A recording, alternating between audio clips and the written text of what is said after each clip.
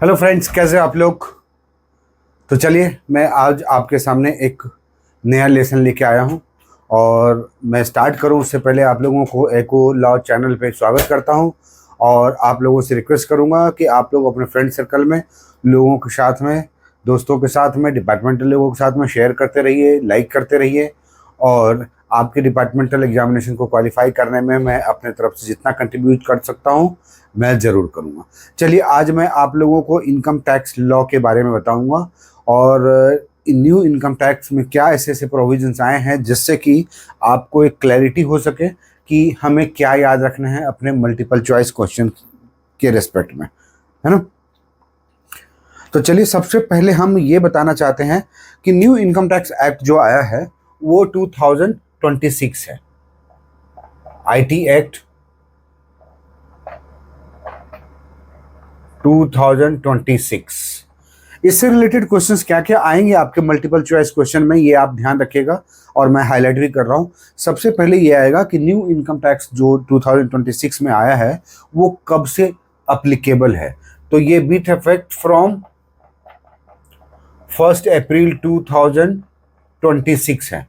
इसका मतलब क्या हुआ? इसका मतलब ये हुआ कि अब 1 अप्रैल 2026 से जितने भी प्रोविजंस इनकम टैक्स एक्ट में हैं वो इस एक्ट का अप्लीकेबल है। साथ में अब कोई भी इनकम जनरेट होता है जो इनकम पर्टेन करता है 1 अप्रैल 2026 के बाद से, उसके लिए ये इनकम टैक्स एप्लीकेबल होगा।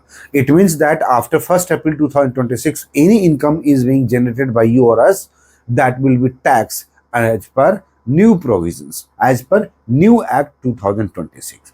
क्लियर। सेकंड एमसीक्यूज के तौर पे अब आएगा कि क्या कौन सा एक्ट रिपील हुआ है। तो आपको ध्यान रखना होगा आईटी एक्ट 1961 रिपील हुआ है। कौन सा हुआ है? 1961। कब रिपील हुआ है? अब देखिए यही चीज क्वेश्चन पूछा जाता है कि न्यू इनकम टैक्स एक्ट कब अप्लीकेबल हुआ था? 1 अप्रैल 2026। तो ऑटोमेटिकली ये 1961 का एक्ट कब रिपील हो गया? तो 31 मार्च 2000 उसका लास्ट डे ऑफ वर्किंग था, इन्फोर्समेंट था। अब 1 अप्रैल 2026 से वो रिपील हो गया। अब इसका मीनिंग ये मत निकालिएगा कि 1961 के जो प्रोविजंस हैं या 1961 अगर रिपील हो गया तो इसका मतलब है कि वो एप्लीकेबल नहीं होगा। क्यों? इसका रीजन ये है कि अगर कोई भी इनकम 1961 के एप्लीकेबिलिटी के समय में हुआ वो इनकम कौन से एक्ट में टैक्स होगा। तो इसका एग्जांपल ये है कि अगर कोई इनकम 1 अप्रैल 2026 के पहले जनरेट हुआ है then this act will be applicable. This act will be applicable. तो क्या मतलब हुआ कि रिपील इन सेंस कि न्यू एक्ट आने के बाद पुराना एक्ट खत्म हो जाता है या पुराना प्रोविजंस खत्म हो जाते हैं, लेकिन इसकी इन्फोर्सिबिलिटी जो है that will continue for some time and at least for the time up to 31 March 2026 when all income has been generated before 1 April 2026। Clear. अब यहाँ पे एप्लीकेबिलिटी में ही बता रहा हूँ कि अब क्या न्यू एक्ट आ गया तो हम रिटर्न कहाँ से, कौन से एक्ट के अंतर्गत फाइल करेंगे। तो अब इसे क्लियर करने के लिए मैं आपको सबसे पहले बताता हूँ कि फाइनेंशियल ईयर होता है एक और एक असेसमेंट ईयर होता है।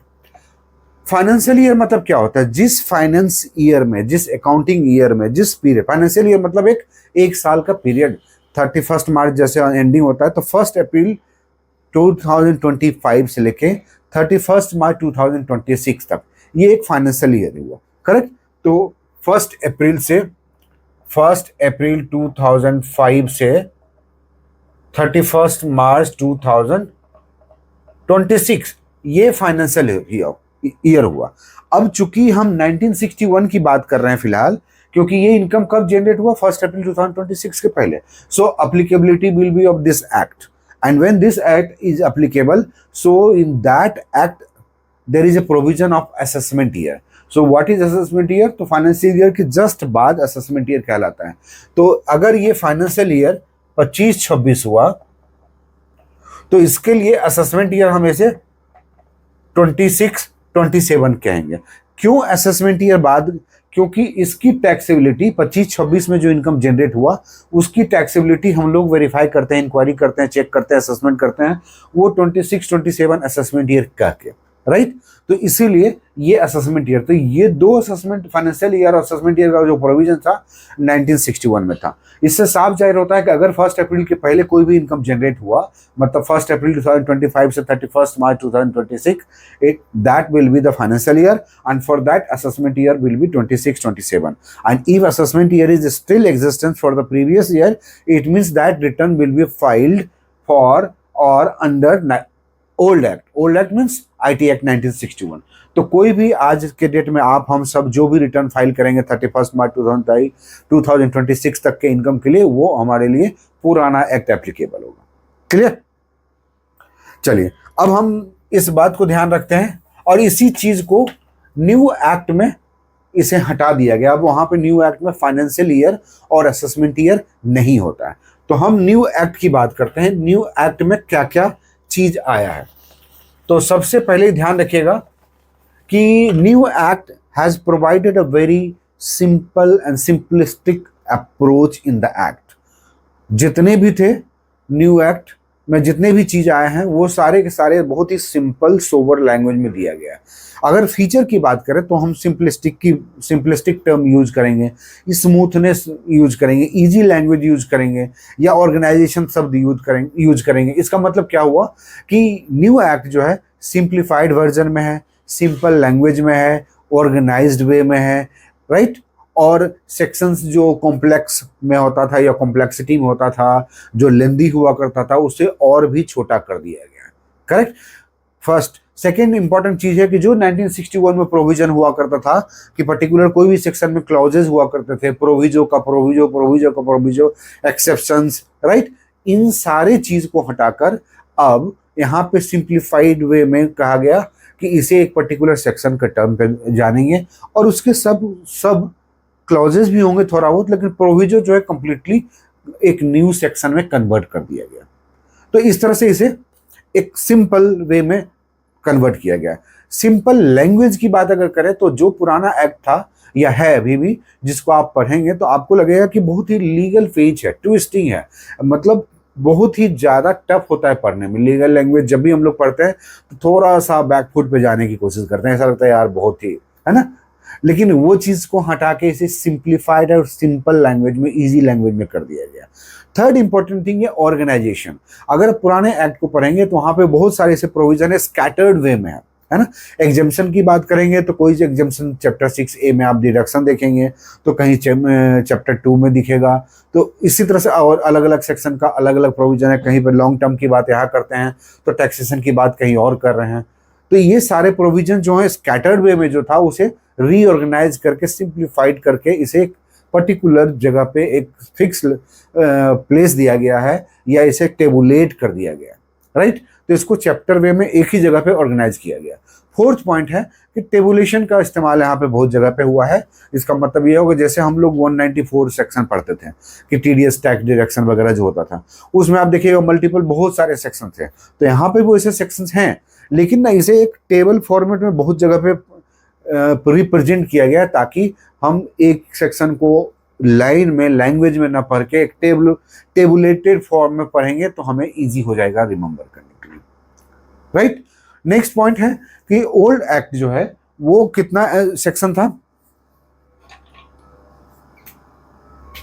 ओल्ड एक्ट में ये 8 टोटल सेक्शन, प्रोविजो वगैरह ये सब मिला लेंगे, या ABCD, not proviso, sorry, ABCD अगर मिलाते हैं कि जैसे सेक्शन 148 हुआ, सेक्शन 148A हुआ, 148B हुआ, अगर इस तरह के सेक्शन को मिलाएंगे तो टोटल 819 सेक्शन था, जो कि अब न्यू एक्ट में 536 कर दिया गया।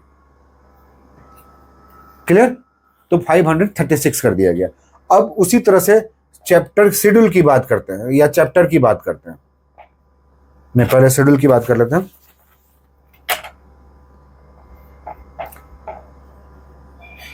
शेड्यूल जो था वो यहां पे 14 था, अब इसे बढ़ाकर 16 कर दिया गया। यहां पे 536 कर दिया गया। उसी तरह से अगर new rule, income tax rule जो अभी आया है 26 में आया है 27 से, तो उसमें रूल जो है 511 है ना, 511 से 333 रूल्स कर दिए गए। और इस रूल वाले बुक को पढ़ेंगे तो यहां पे आप देखिएगा कि इस एक्ट में, जैसे इस एक्ट में 511 रूल था, है ना, तो इसे 333 कर दिया गया। उसी तरह से यहां पे 399 फॉर्म्स थे जो कि इसको 190 कर दिया गया। अगर इसे हम प्रॉपर वे में देखें तो पता चलता है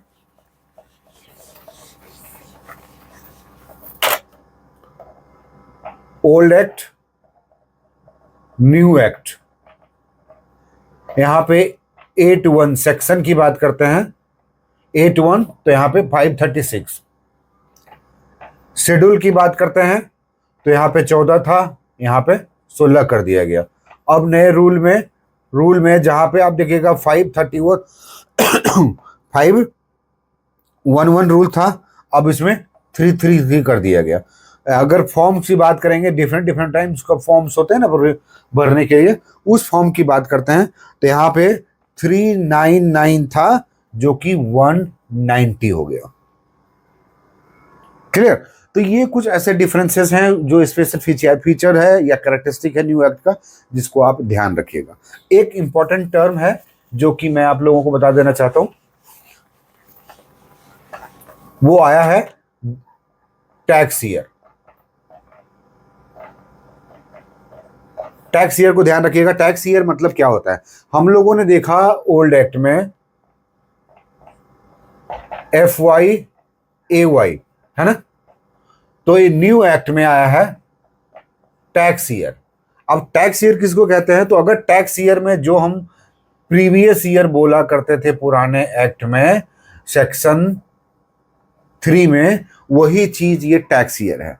अब जैसे हम असेसमेंट ईयर, फाइनेंशियल ईयर यहां लेते थे, अब इस ईयर में जो फाइनेंशियल ईयर है वही टैक्स ईयर भी है। मतलब अब फाइनेंशियल ईयर टर्म नहीं आ रहा है, बेसिकली टैक्स ईयर टर्म आ रहा है। सेक्शन 3 ही है दोनों में, ओल्ड में और न्यू में भी। तो सेक्शन 3 के अंतर्गत आ गया है कि अब टैक्स ईयर होगा। टैक्स ईयर मतलब जिस फाइनेंशियल ईयर में जो इनकम जनरेट होगा उसी ईयर को टैक्स ईयर भी कहेंगे और उसी ईयर को हम एसेस भी करेंगे। अब सब्सिक्वेंटली अब ये चीज हम कभी भी यूज नहीं करेंगे कि this is financial year, this is assessment year, क्योंकि जनरली डिपार्टमेंटल प्रोसीजर में ये होता था कि फाइनेंशियल ईयर प्रीवियस ईयर या फाइनेंशियल ईयर, अगर मान लीजिए 2025-26 फाइनेंशियल ईयर है तो इसके लिए असेसमेंट ईयर जो है 26-27 हुआ करता था। अब न्यू एक्ट के अंतर्गत अगर फाइनेंशियल ईयर 25-26 है तो टैक्स ईयर भी 25-26 ही रहेगा, राइट। और लास्ट पॉइंट जो मैं आप लोगों के साथ डिस्कस करूंगा वो ये है कि इस साल 2026 में जितने भी लोग हैं उन्हें पुराने एक्ट 2026-27 में, मतलब इस फाइनेंशियल ईयर में जितने भी रिटर्न ऑफ इनकम फाइल होंगे वो होंगे AY 26-27। इसका मतलब है कि इनकम जो होगा 25-26 का होगा, 25-26 का।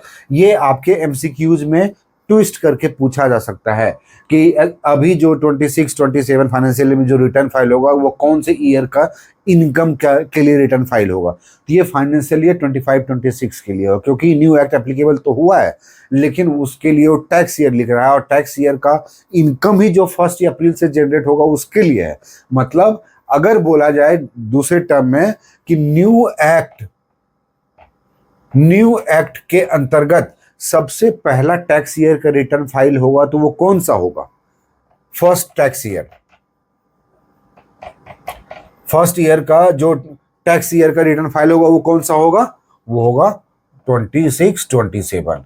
अब इसका ड्यू डेट की बात करते हैं तो जैसे हमने देखा कि फाइनेंशियल ईयर 25-26 का असेसमेंट ईयर 26-27 हो रहा है और रिटर्न फाइल करने का नॉर्मल डेट जो होगा 31 जुलाई 2026 होगा स्टार्ट, ये नॉर्मल डेट। तो इसी तरह से अगर फर्स्ट टैक्स ईयर की बात करेंगे तो इसका भी रिटर्न फाइल करने का पहला जो डेट होगा वो 31 जुलाई 2027 होगा, क्योंकि नेक्स्ट ईयर में रिटर्न फाइल होगा ना। इसलिए तो अभी ध्यान रखिएगा कि इसके इनकम से रिलेटेड जो भी मैटर आएगा आपको क्रिस्टल क्लियर पिक्चर रखना है अपने माइंड में और एमसीक्यूज को सॉल्व करना है। तो आज के लिए इतना ही। मैं अगले लेसन में इनकम टैक्स में प्रोसेस क्या होता है, कैसे हम आगे बढ़ते हैं, कैसे हमारा काम होता है, उसके लिए मैं आपके सामने एक अच्छा सा वीडियो बना के लाता हूं जिसमें कि आपकी क्लैरिटी और भी एकदम ट्रांसपेरेंट हो जाएगा। Thank you.